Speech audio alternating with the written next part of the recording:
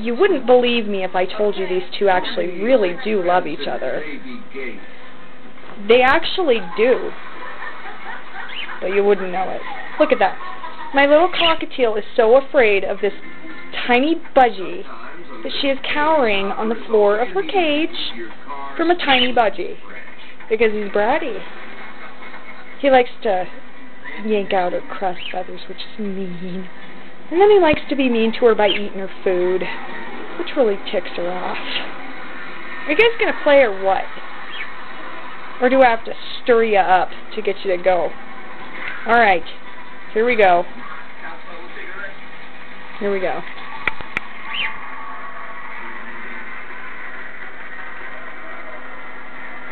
I gotta be honest with you, I'm not sure on this one. Is the animal called a possum or an opossum? As you can see, my cockatiel is afraid of everything.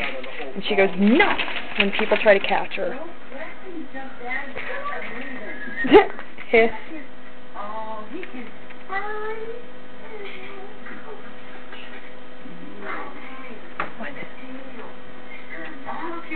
There we go. Look at this budgie.